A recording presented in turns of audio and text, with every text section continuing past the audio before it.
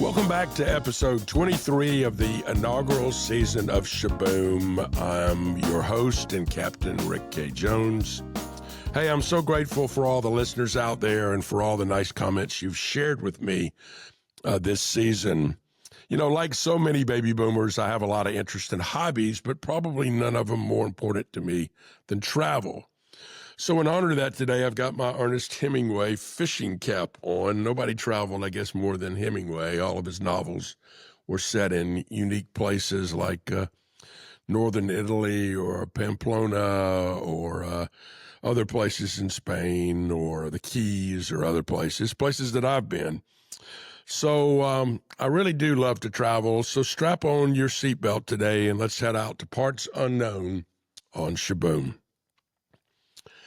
Hey, as of today, I've been to 49 states in the Union, but by the time you listen to this, because we pre-recorded these, I will have been to the last state, which is North Dakota. We'll be filming an episode of United Taste of America in North Dakota next month, and I will have, at that point, hit for the cycle. I will have been to all 50 states. I've been to 2 U.S. territories, Puerto Rico and the Virgin Islands. And I've been to 42 countries, which is a lot, but I'm not finished yet. So the first song on our playlist today pretty much describes me. It's the great Johnny Cash song, I've Been Everywhere. When my son Ryan was little, he would call adults redults. He said, do I have to sit at the redult table? Well, my first redult trip that I can remember was when I was in college. I made a run out to see a girl that I was dating in Denver, Colorado. She went to Regis College, and I made the run in a little Datsun. Remember that? That was the brand before Nissan. Same company, but it was called a Datsun. I had a little 1200 hatchback, and I drove it with a friend out to Colorado. And I went to the Coors Brewery in Golden, Colorado, which is a suburb of Denver. And I bought 26 cases of Coors beer. At that time, you could not get Coors banquet beer east of the Mississippi. It was only available west of the Mississippi. There were no breweries in the east. And so it was kind of a cult beer. You know, it was a very low alcohol beer, but Coors was a prestige beer. So I put 26 cases of beer in a very, very small car. And if I had had a wreck, they would have never found me within all the beer cans, but I didn't. So I was Smokey and the Bandit, before Smokey and the Bandit, running Coors Beer back to Statesboro, Georgia, where I was in school, and had a great party with a lot of friends when I got back to school with 26 cases of Coors Beer. Then I got my first job in 1976. I went to work as a school teacher on St. Simon's Island, and the summer of 77, I got to be a chaperone in a trip to England. So I'm a young adult going to England as a chaperone, and that was the Silver Jubilee summer. That was the 25th anniversary of Queen Elizabeth, and there were a lot of special things going on, but what I remember most was I had a chance to go to Wimbledon. Now, I didn't get to go to the finals, but I got to go to Wimbledon for the first time ever, and it was pretty ironic because, wow, 20 years later, or 30 years later, I became, Wimbledon became my client. And I had a chance to spend a lot of time at Wimbledon and selling sponsorships and doing some stuff. But in the summer of 77, I went, and that was the year that Virginia Wade won the championship, the women's championship. She was an English woman, the first English woman to win it in a long time. None have won it since. And that was her gift to the Queen. And so Virginia Wade, Jenny, won. The men's final was a classic. It was the great Jimmy Connors versus Bjorn Borg. Borg won the first 2 sets. It looked like a rout, but Connors rallied, as he always does, and he won sets 3 and 4. And then Borg, in set 5, won 4 straight games, and Connors is down 4-love, but Connors comes back and wins the next 4 games. And then Borg won the last two and closed it out in one of the great classics. So it was a great trip for me. It was my first trip abroad. Wasn't my last trip abroad, obviously, but it was my first and was a lot of fun. I've had a lot of, wonderful trips and travel experiences, probably more than I can recount. But here's a favorite. There's a French sailboat called the Le Penat. It is a three-master sailboat. The French company Le Penat, who runs a lot of excursions around the world, has this sailboat. They recently took it out of service, refurbished it, actually reduced the number of cabins from, I think, 32 cabins down to 24, made it a little more prestigious, a little more roomy. I've been fortunate to be on that boat 3 different times. I had a chance the first time to go on a National Historic Trust tour to the Windward Islands in the Caribbean, some of the great islands, St. Lucia, Guadeloupe, St. Vincent's, wonderful area in the Windward Islands, and was on the Le Penat. Then later I had a chance to take the exact same boat on a talc tour that left out of Nice, sailed in the Med, went to 7 Med islands, Corsica, Elba, Stromboli, Sicily, ended up in Malta. One of the great nights of my life was on that boat in the Med. We anchored off of Stromboli. They moved the dining room up to the deck and strung lights and played Italian opera music. And the chef had bought a fresh tuna, and he grilled the tuna. And we sat there under the stars and watched the volcano going off, listening to opera and eating amazing Italian food. So it was a really, really fun evening. And then later, I got to take the same boat again, this time on a trip to Cuba. Again, a French boat. Americans couldn't get in, but on a French boat, you could get in. And we circumnavigated around Cuba and got off every day and had a marvelous trip on the Le Penat. Well, I saw this week that it's back in service, and it is now doing tours of the Greek islands. And so I have that now on my bucket list for that. So in honor of all these traveling excursions, here's the great Ricky Nelson with the song Traveling Man. My special guest today is Mike Alden. Mike and I have been friends for a long, long time. He's the former athletic director at the University of Missouri, known as Mizzou. But today he's going to talk about a number of things, his career, but also about a lot of trips he's taken over the years to Vietnam. And I think in this travel episode, you're going to really enjoy what he's got to say. So let's welcome Mike Alden to Shaboom. Hey, Mike, welcome to the show. Good morning, Rick. It's good to be with you today. It's great to have you. We ask all our guests in this baby boomer generation, where you were raised and a little bit about your early life. So I think you were raised in Chicago, right? You're a Chicago guy? Yeah, I was. I was born in 1958. So I was born May 15th, 1958 in Geneva, Illinois. That's a suburb. That's a suburb of the city of Chicago. But I was raised in the Chicago area.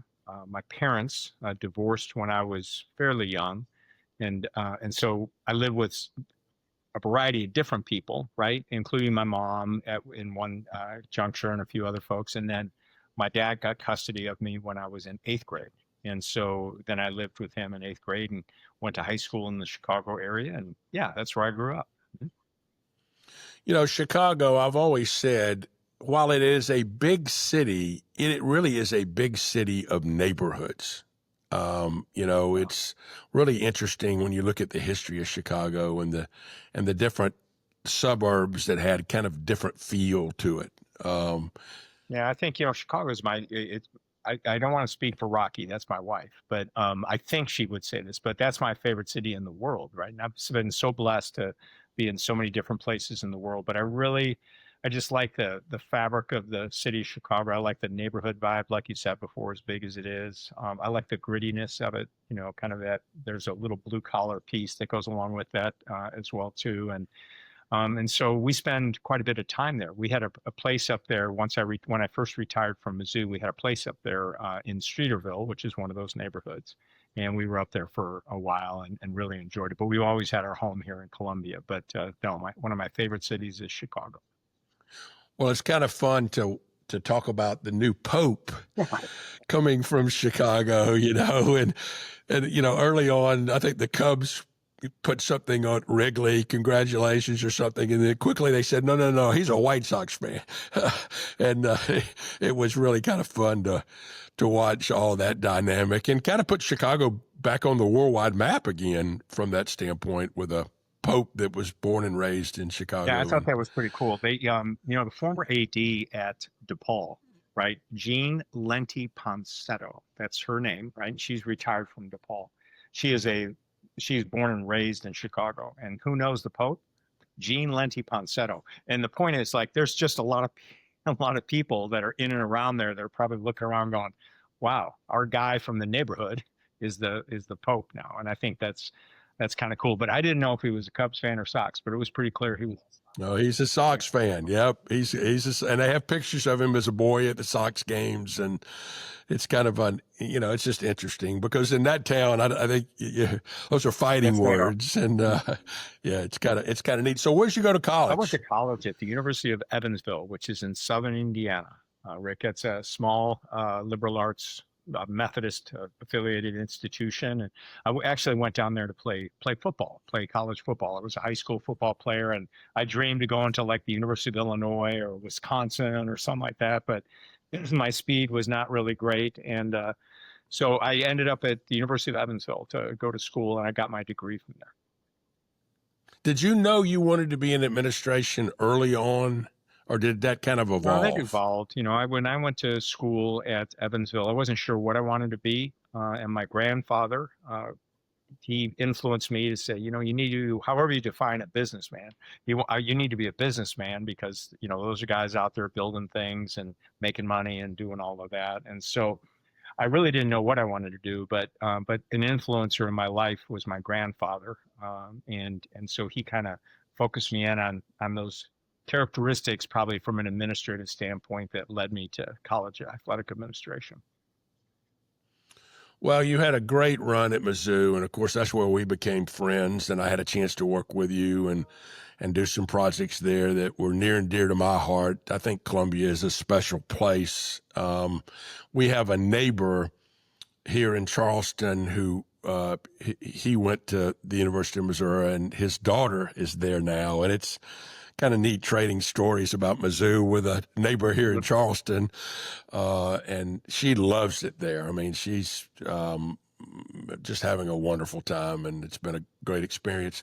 I want to kind of pivot a little bit and talk a little bit about what you're doing now. I know, let's go back and talk about a Nike trip I think you took to Vietnam that really kind of changed your direction and some of the things that you're doing. Talk a little bit about that. Yeah, in 2000, let's call it 2007. I think it was 2006, 2007. Nike asked me if I wanted to accompany the head of Nike US and one other person to Asia to be able to take a look at manufacturing facilities, raw material sourcing, and on and on. We were. I think this was the time, Mike. Wasn't this the time that there was some criticism about Nike and were they the child labor laws and were they doing things? And so that was the kind of the impetus of inviting you maybe to see that, right? Here we had, from a global standpoint and also a campus standpoint, you had a lot of people saying, what about worker rights? What about fair wages? What about all these things that are taking place? The reason Nike is outsourcing all of this is because of X, Y, and Z. And so what Nike said is, we're going to take some of our brand ambassadors, who they may be, because we're Nike schools, and we're going to take them over to Asia and show them these things. And so Nike picked 4 schools on this trip: University of Texas, Duke, Wake Forest, and Mizzou. And for me, Rick, and again, you're familiar with Missouri, right? I thought that's pretty good company for us, right? We want to be in that group. That's a great group, right? To academically and the like. And so they took 4 of us over there. at that time to be able to take a look throughout all of Asia that included China or Thailand or different areas. But we started our trip in Vietnam, and so that's when I first got exposure to that part of the world and that in that particular country. I'd never been overseas before. I'd never been outside of either Canada or Mexico. I'd never been out of the U.S. And so it was really kind of an eye-opening experience and really led me into a pretty incredible journey since that time. Yeah. And you've been back how many Uh, times? I think, I should know that immediately, but I believe it's 12 or 13 times. Yeah. So, yeah. Wow. So So what captivated you? Did you just fall in love with the people?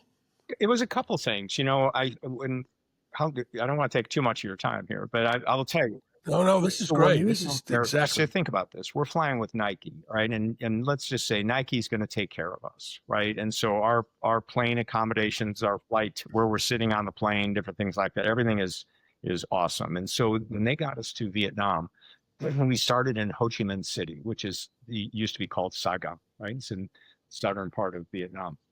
And so they had put us up in a really, really nice hotel. And so, I couldn't sleep. Everybody else was probably sleeping or whatever. And so I got up because of, the flight, jet lag and everything. And I started walking around and I was trying to get across a really busy street. And there was a gentleman that came up next to me and he just touched me on the back of the arm and just in essence couldn't talk to me in English and I couldn't speak Vietnamese as just to walk across the street. And he assisted me to go across the street. And what happened then is then I started just personally kind of exploring an area of Vietnam that in Ho Chi Minh City that I was not familiar with. It was very blue collar area and stuff. And the people, even though I couldn't speak the language, they were accommodating, they were helpful, and it really captivated me in that area. And I thought that was really interesting. And so Nike then, as they were touring us around, showing us factories and different things like that, they took us to a rural area of Vietnam. And this is what captivated me the most, Rick. So I'm going to stay with us for just a second. And so they took us to a very rural area outside of a city called Cu Chi. Cu Chi is a city north of Saigon.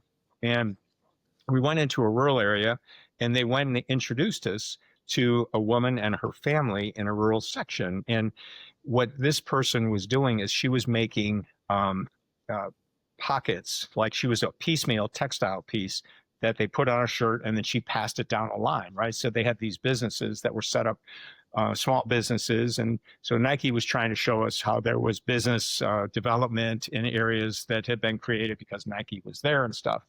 And so my question to the woman was, what could you do to increase production? I had an interpreter that said that. And she said, well, if I had another sewing machine, I have one sewing machine. I have another sewing machine, then I can be able to increase my production twofold because my mother lives in the same house and I have the kids and things like that. So at that time, I just reached around to the three other people that were with me and we pooled our money and we bought another sewing machine for her. And that started an initiative there that is still going on right now, which is a microfinancing program that has literally helped thousands of women and families in poverty in Vietnam. And so it's a long story to tell you. It all started from me going there in 2005, 6 or 7, walking around the neighborhood, getting a feel for things, and then Nike taking us to a rural area and then just meeting some of the people directly. I have I've said this on this podcast before, but I have a business partner named Ron Cook, who was a Church of Christ minister's son. And he has a great line. He says, coincidence is when God chooses to be anonymous. And I don't believe in coincidence. It's, you were meant to go there. Y'all were meant to be there. You think about, you can't make this story up. You can't sleep. You walk out. A man helps you across the street. You see a place. You get exposed. And then you realize that these micro businesses can affect lives dramatically, improve lives dramatically. And so you started doing that. And so when you go back, is that kind of your mission now, is to go back and to look to see how the businesses you've started are doing and how to grow more? and again, Rick, we've known each other for a while. And you're very similar, I know, in this as well too. So I was trying to look at how do you scale some stuff. So I'm looking at this differently. And Yeah, of course. what I wanted to do was not only to develop this microfinancing program, but I thought to myself, how can Mizzou have a better impact or do some different things in that country because they're not doing anything there, whatever that may be. So I went back to the chancellor at that time and said, Chancellor, at this time it was Chancellor, his name is Deaton. I said, Chancellor Deaton, Brady Deaton, this yeah. is really important. I think this is really cool. Do you think that we could be able to start investing and starting doing some stuff in Vietnam? Mike, I'm not sure when we can do that. It's a great idea, great concept. Keep working on it, all this other stuff. And he wasn't putting me off, but they have a lot of other stuff going on. So when I retired in 2015, I asked the chancellor at that time, I said, would it be possible if I could be able to start building some other programs? Because this is what I'm doing in Vietnam with microfinancing. I'd like to build some programs. And the chancellor said, yeah, we're not going to pay you, right? But if we'll pay your way over there, but if you want to start doing this. And so the primary focus to get started over there was this initiative that Nike took me over there on. But what happened is we built that out, Rick, to where now we've taken hundreds of students over to Vietnam, tens of faculty members over there. We've had various research projects and doing different types of things in the country of Vietnam, which has really benefited the University of Missouri.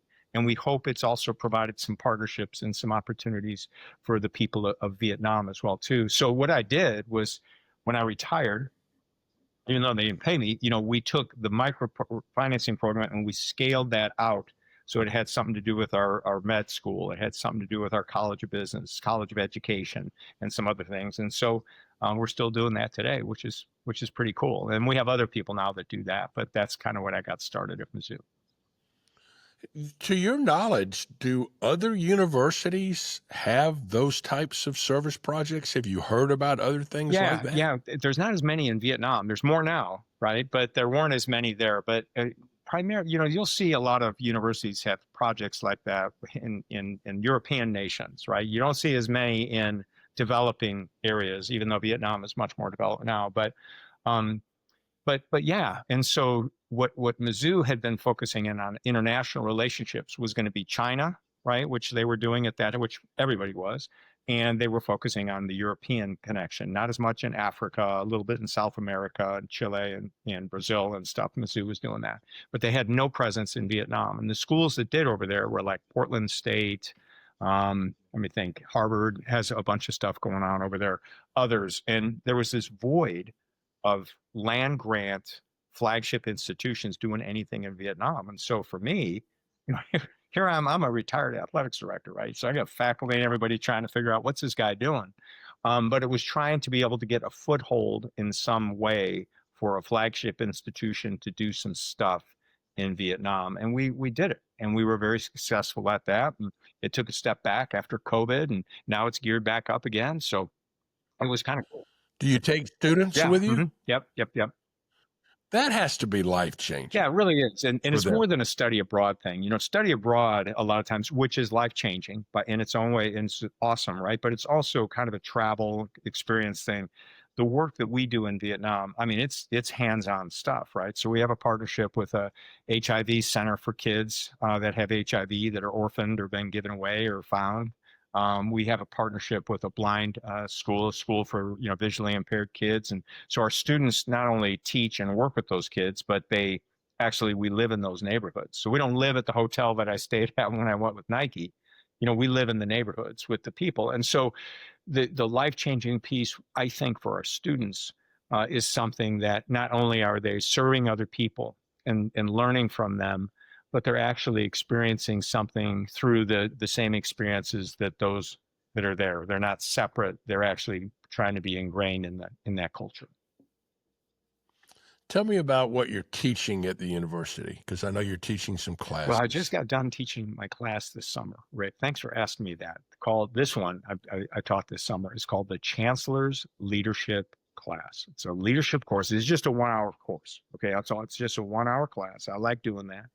And so this summer, And we did a special cohort of students this summer, which were only football players. So new football players at the University of Missouri were asked by Coach Drinkwitz to consider taking this class, freshmen and all these transfers. And so that's an 8-week course, and I just got done teaching that. And what that really is the principles of leadership, I think that all of us know, which really start from how do you serve other people? How do you do so with humility and vulnerability? How do you thank other people, right? How do you make sure it's a we versus a me, mentality? Those types of things that we teach in that course throughout campus. What we wanted to try to do is what does that look like if you do it specifically with a targeted group? And so I just got done doing that this summer. It was awesome. And it's part of the Novak Leadership Institute, which is an institute that we have at the University of Missouri, which was founded by a guy named David Novak, the former CEO of Yum Brands, big, Yep. global leader. Yep. He's an awesome Yep. guy, right? And so he started this Novak Leadership Institute, and I had a chance to teach that course with another guy this summer, and that's what I just got done doing. Well, we have no shortage of information in the world right now. I mean, you can, take your phone and pretty much Google anything, but we do have a shortage of wisdom. And I also think we have a shortage of leadership. And, you don't learn leadership by osmosis. Somebody has to say, here's the principles and here's the process that you go on the journey.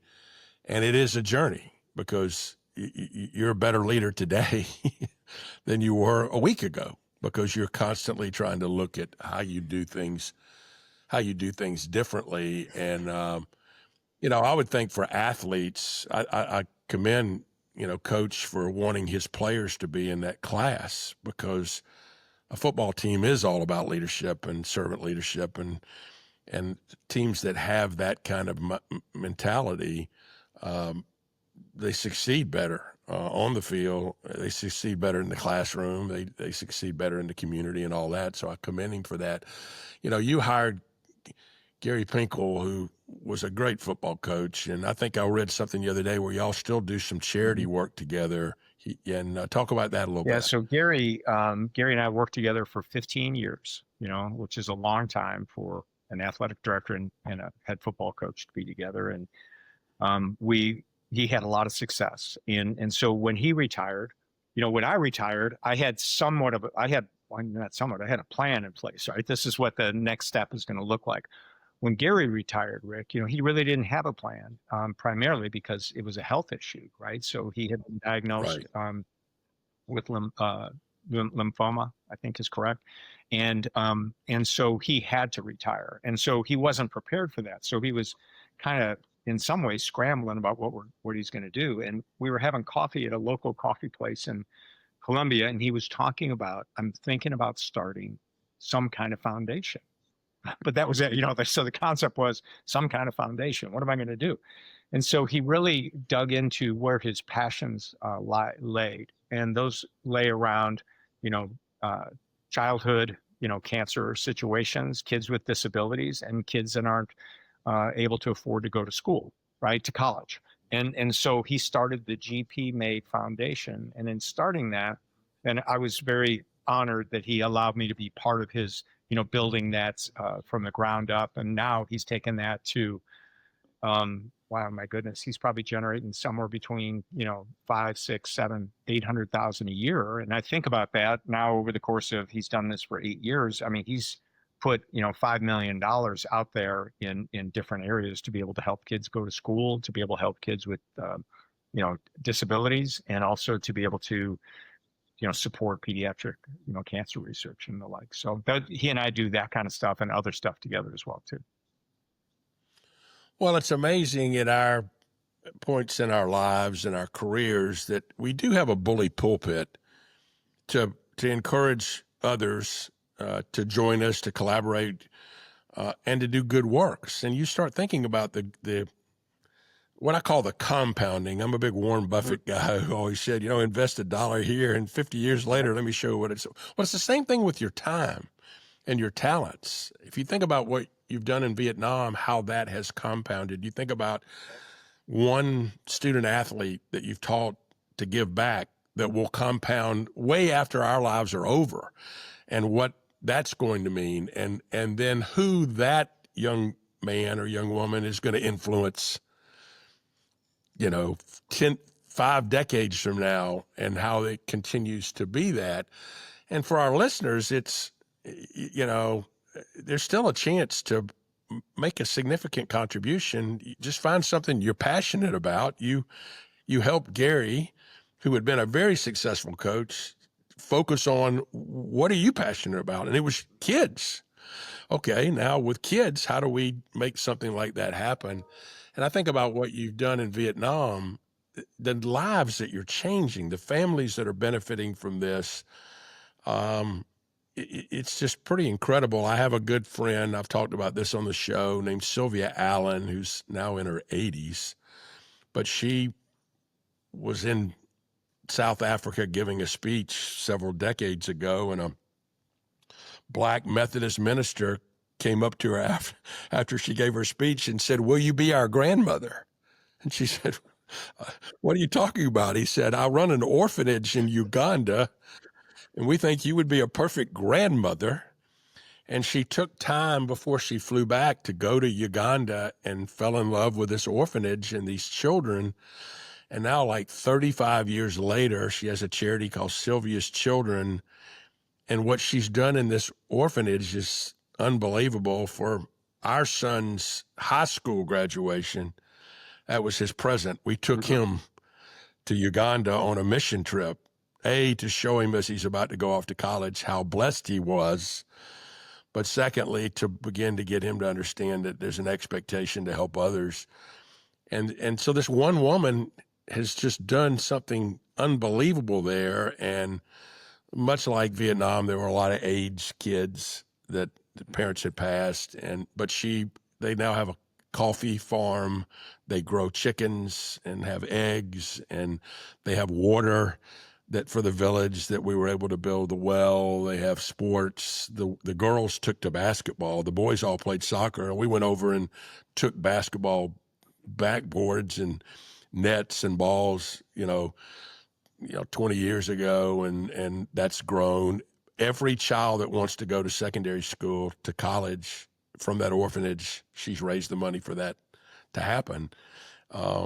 And so you can make a difference, and you have made a difference, and Gary's made a difference. And anything you do, you think about this, and people talk about, like, so when I was talking about scaling stuff, or like, it's called Sylvia's Children. So Sylvia's Children, or what we do in Vietnam, those are bigger scaling types of deals, what those result in. And that's awesome. But also, and I thought about this the other day when you and I were going to be on this podcast. We have a hospice home here in Columbia. And you know what they needed? They needed somebody to mow the yard. Because they just didn't have, they got all volunteers. So you know what I thought? Well, hospice was pretty good to my dad, right? When he passed, or I've seen other people that are part of that. I like to mow lawns. I'm passionate about that. So I just said, okay, so that's something that I do twice a month here in Columbia, Missouri, between all this other stuff I'm doing. I just try to go over there. So it could be something as simple as that. But where does your passion lie? Where do you have some talents and gifts that you can provide other people that can help you feel fulfilled? And in doing that, coming back to the Vietnam piece, Rick, we've raised a lot of money on the microfinancing part. The other piece, that's a whole different animal with the University of Missouri, but the microfinancing piece and impacting tens of thousands, I think I'm accurate with that, tens of thousands of people over the course of that time, all those loans that we've given out. And those loans will range between, let's say, $250 and $500 a year, right? But there's a lot of loans out there. And that's a lot of money in Vietnam, where we're at. That's a lot to start a business, whether you're going to buy a pig, or whether you're going to start, making rice paper, whether you're going to, have a bakery and bake, have baked goods, or another sewing machine, whatever that is. So in loaning that money out in microloans, and we ask those people that receive it that within 1 year, you need to pay that loan back with 1% interest. So if you borrowed $250 at the end of a year, you owe $252.50. And the repayment rate on all those loans, the default rate, Rick, is less than 2%.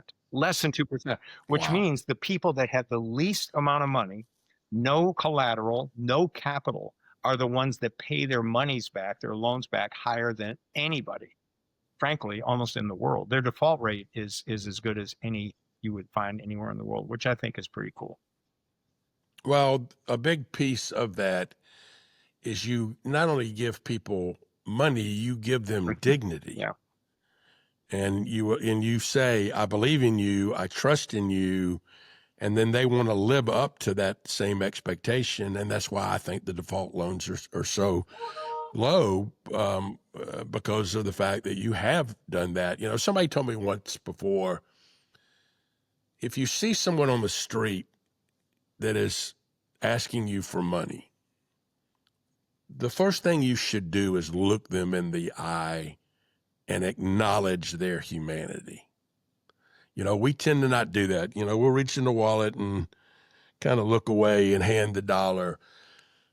And you really shouldn't do that. You should really look Yeah. at them and realize this is a human being. My wife has a great line. She says, remember, everybody we come in contact with was somebody's baby boy or somebody's baby girl. That's a great point. That's a great point. And you think about when you have an infant in your arms, the hope and dreams you have for that child are manifested in that moment. And so when Charlotte reminds me, no matter a street person or somebody down on their luck or somebody that's had an addiction or something was somebody's baby boy or girl, it really puts it into perspective. And you think about the thousands now of people in Vietnam that you're helping, they were all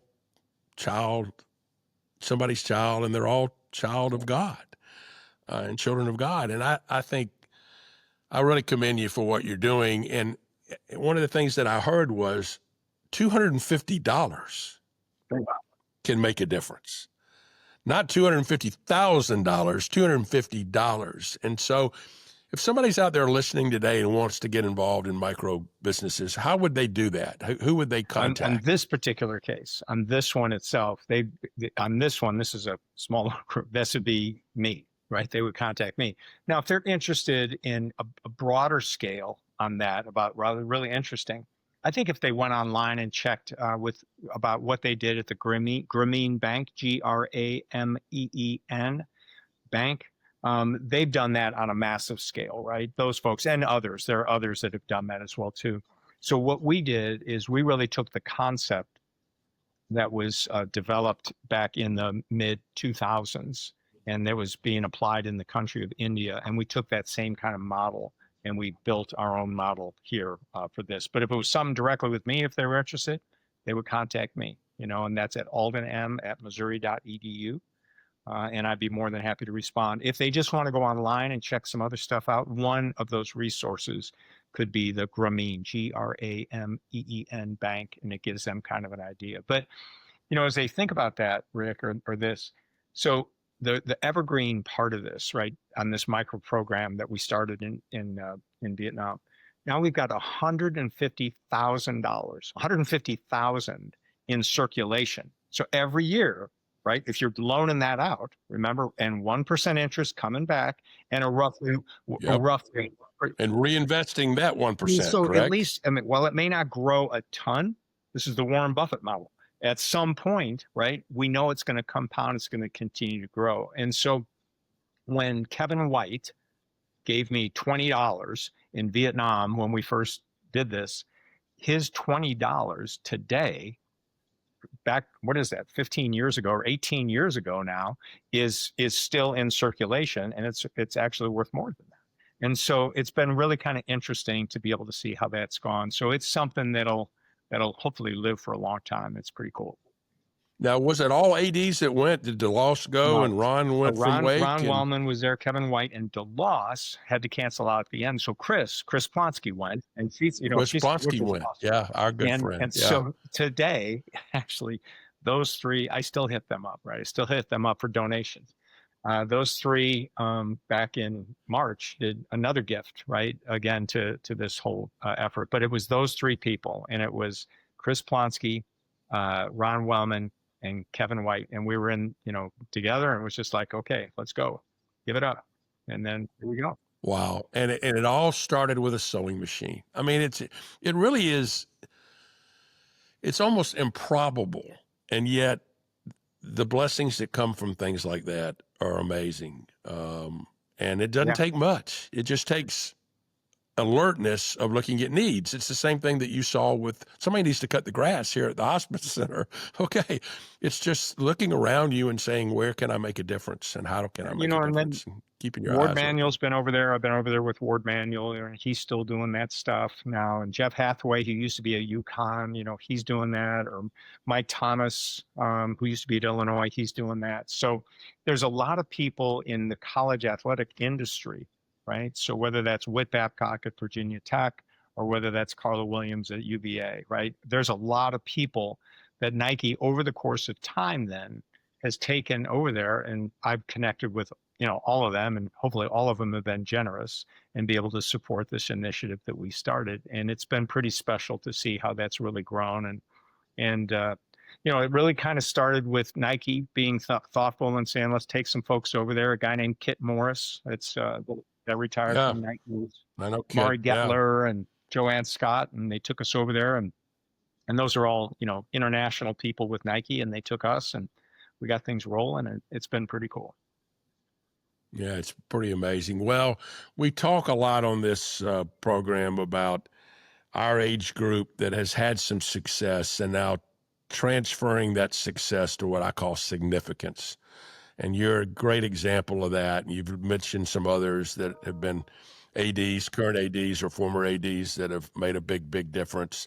And it's interesting about how God works because it really came out of a criticism of Nike by people that really didn't know, that said they're exploiting people in third world countries. And au contraire, they were doing just the opposite. But the best way to do that was to take you all and let you see it up close and personal. And then from that, all these good things came from that, which is kind of interesting how sometimes what is perceived as a bad thing leads to really, really good things. And this in itself, and there's been, challenges and the like that go along with all of this and other things too. But you're right, out of a perceived negative, right, it ended up being a tremendous positive for not only those people that went there, but certainly the people that we've learned from or we work with over there.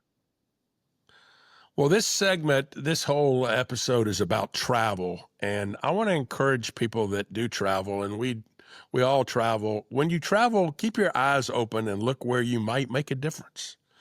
You can go on a vacation and see something that allows you to do something different. Sylvia Allen did it by giving a speech in South Africa about corporate sponsorship that led to her founding a charity that has made a big difference. You go on a Nike trip, and others have done stuff in Vietnam. So it's a great lesson for all of us. Mike, you're one of my dear friends. I'm so proud of everything you've done in your career, but I think I'm more proud of what you're doing now because you're planting seeds. There's the old Greek saying that a wise man plants trees from which he'll never enjoy the shade. You're planting a lot of trees that there's going to be a lot of shade long after you're gone. And thanks for saying that. It's very humbling. So thank you very much for saying that. All right. Well, thanks for being with us today on Shaboom. Right. We'll talk soon. See you, pal. Okay, it's time for the boom. Boy, politically, this is a rocky time, isn't it? It's just crazy. Every day you get up and read the paper, you don't know what to believe. Trump does this, Trump does that. It's kind of crazy. But here's what I do know. He's recently announced he's doing something that I strongly disagree with. I think we've told you in the past that our GDP for travel, for international travel, is very low compared to the rest of the world.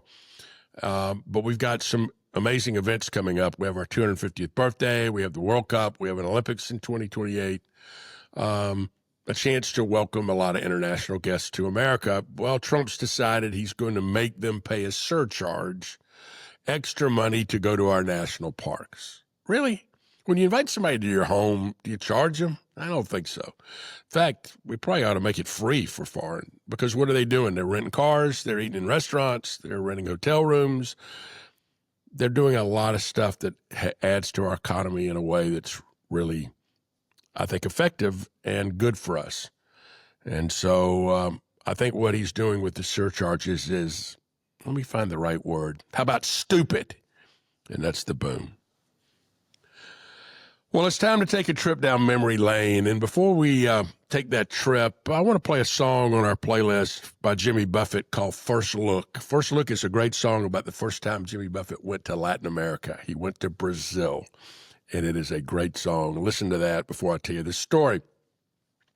Okay, I got invited to speak to what was called the 4As, the Advertising Association of the country of Colombia, South Carolina. I get invited to be a keynote speaker down there. I guess somebody had heard me speak somewhere, said, let's bring Rick Jones to Colombia. So Charlotte and I decided to go to Cartagena and speak at this conference. Well, I made a tactical error like 2 nights before we left. I took Charlotte to see a movie called Clear and Present Danger. If you remember that movie, it was a Harrison Ford, Jack Ryan film about Latin America and all kinds of running guns and drugs and craziness. And there were scenes in the movie where the army came and surrounded buildings and had, machine guns and rifles and all that. So we went and saw that movie. And then Charlotte says, thank you very much. And we get on a plane and we're bound for Colombia. So we get to Colombia, and I was told when we arrived that the president was going to introduce me, which I assumed to be the president of the Advertising Association would introduce me. So we walked from our hotel over to where the speech was going to be, and we were sitting in a courtyard, and suddenly about a dozen Jeeps pulled up full of troops carrying machine guns. They jumped out. They lined the building. They got up on the roof. They did all. It was just like the movie. And I'm like, what in the heck is going on? Well, it turned out that the person introducing me that night was not the president of the 4As. It was the president of Colombia, the president who came to introduce Rick Jones. And so these were the security guards. They're making sure he didn't get assassinated while he was introducing me. How about that for a story? I remember... Obviously, I don't speak very much Spanish beyond dos cervezas, por favor. So they had a translator doing a lot of my speech, and I told an Elvis joke, believe it or not. I told an Elvis joke in Colombia, South America. They had no idea who Elvis was. But anyway, that's my Colombia story. And speaking of Elvis, I brought a really great song to the playlist today, a song about a great American city by Elvis. It's called Viva Las Vegas. It's now time for the song of the week. I do love all genres of music. I have probably the most eclectic music collection of still a lot of vinyl, a lot of CDs.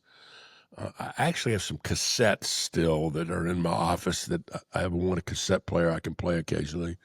Love all kinds of music. But when you travel, you kind of look at what is the best traveling genre of music, and I think it's folk music. And so today, the song of the week is a wonderful song by Peter, Paul, and Mary. You may remember them as being a great folk singers in the 1960s. It's a song about riding a train and where they're going.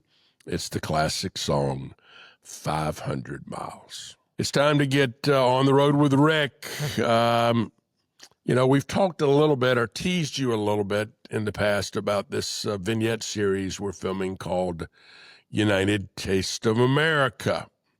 It'll boil down to 50 great places to eat in each of our 50 states. So look for us in early January. And it'll be a vignette series and a podcast. We're working on a coffee table book. But what will be interesting is it'll be 50 on the roads with Ricks. It'll be 50 places that you need to go eat something really, really good. So I'm going to tease you with one of them. One of the wonderful places to eat and one of the wonderful places to go in America is to Mount Vernon. Mount Vernon is the home of Mr. Washington, George Washington, our first commander-in-chief, our first American president. He also was a planter, and he was the first Virginia planter to plant this thing called peanuts. And so he planted peanuts, and there and in other places along what we call the Tidewater of Virginia, they're famous for their peanut soup. You don't get peanut soup many places, but let me tell you, it's delicious. They now make it with chicken stock and peanut butter, which is interesting because peanuts and peanut butter recipes were created by a guy named George Washington Carver, who was a slave named for George Washington, who supposedly created over 300 recipes with peanuts, including peanut butter. And so next time you're in the D.C. area, make sure you go to Mount Vernon. Be a great place to go around our 250th birthday next year and get the famous peanut soup on the road with Rick. All right, it's time for the wine and wine, but I'm not going to drink wine today. Nope. Today we're drinking tequila. I do like tequila. It makes you a little crazy. There's an old song, country song called Jose Cuervo, You Are a Friend of Mine. I like to drink you with a little salt and lime. It's a song about drinking tequila and getting crazy and stuff. Jimmy Buffett probably made margaritas more famous than anybody when he wrote his classic song, Margaritaville. That song is on an album called Changes in Latitude, Changes in Attitude, and really, truly, Jimmy thought it was a throwaway song. He thought it was a nice song, but he didn't think it was going to be a monster song. It was the song that really made his career, and it blew up, and we know the rest of the story. I've got a quick story about Mexico, and obviously Margaritaville is about supposedly someplace down in Mexico. Two great stories about Mexico. One is, first time Charlotte and I went to Cancun, we were on the road to Tulum. Tulum is just a little small town south of Cancun. It was at that time anyway, where there was some pyramids that had been made by the Native Americans, the indigenous people. And on the way down, we stopped at a little side park to snorkel. Little bay, shallow, millions of tropical fish. I mean, an amazing place. They were grilling fish on the beach. And we had grilled fish, I think it was snapper, with peppers and vegetables. And it was the best thing I think I ever had in my mouth. I mean, it was so, so good. Later, we went back, took our daughter to Acapulco and went down and spent some time in Acapulco. And unfortunately, I got what we know as Montezuma's revenge. I got a bad stomach infection. And I got back to the States and did not have time to get it treated and had to take a business trip. This is a true story. Went on a business trip on Southwest Airlines. I've got Montezuma's revenge. I got diarrhea really, really bad. I'm on the plane. I'm in the toilet. I'm sick as a dog. And the flight attendant is beating on the door saying, you have to go to your seat. We are landing. And I'm like, I cannot go to my seat. I am sorry. And that's the only time in my life that they landed the plane with me in seat L for lavatory. And then I got off Southwest Airlines. So in honor of that, let's listen to the classic song Mexico by James Taylor. It's time for the last word. John Augustus Shedd once said, a ship in a harbor is safe, but that is not what ships are made for. So you got to get out there. Let's play the classic Willie Nelson song on our playlist, On the Road Again. And think about all the trips you've taken, all the trips you'd like to take, places you've been, places you want to go to. I still have a long list of places I want to go to. But as much as I do love to travel, and I mean I do love to travel, there's really no joy like coming home. So the last song on our playlist today is the Michael Bublé song, Home. We'll see you on the road, or at least next week on Shaboom.